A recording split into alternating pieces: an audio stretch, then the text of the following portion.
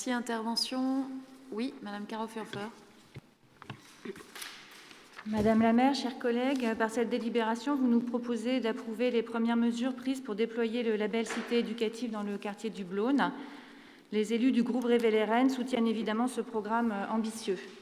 La Cité éducative, label financé par l'État, associe pour son élaboration et sa mise en œuvre le rectorat, la préfecture et la ville. Il vise à constituer une grande alliance éducative pour faire réussir chaque enfant dans les quartiers prioritaires de la ville. Il se fixe pour objectif de combattre les inégalités de destin en agissant à la racine par l'éducation et le soutien à la parentalité.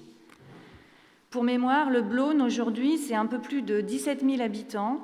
39% d'entre eux ont moins de 25 ans. Le taux de pauvreté est de 46,7% alors qu'il s'élève à 12,7% dans le reste de l'agglomération. 60% des habitants du Blône ont un niveau d'études inférieur au baccalauréat et le taux de chômage atteint près de 25%. Pour répondre à ces défis, le programme Cité éducative embarque tous les acteurs qui interviennent sur les temps scolaires, périscolaires et extrascolaires, pour reprendre un jargon très éducation nationale que nous aimons bien, mais qui parle à tous les acteurs de l'éducation, y compris aux parents.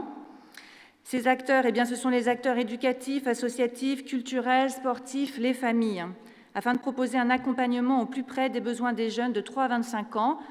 Et c'est là l'originalité de ce programme, depuis la petite enfance jusqu'à l'insertion professionnelle.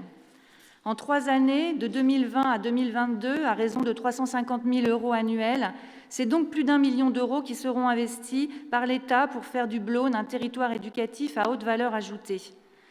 Le montant de l'enveloppe budgétaire et la méthodologie du programme Cité éducative en font l'un des plus ambitieux qui soit en matière de politique envers les quartiers prioritaires.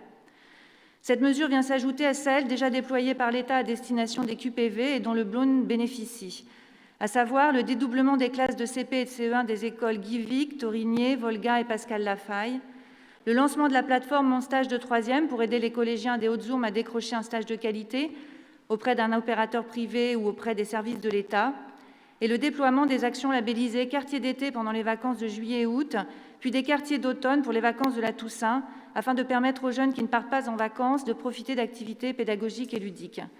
Nous ne pouvons que nous réjouir de voir le quartier du Blône, seul quartier de Bretagne qui compte un collège en REP+, c'est-à-dire réseau d'éducation prioritaire renforcé, bénéficier de cette politique éducative ambitieuse et nécessaire.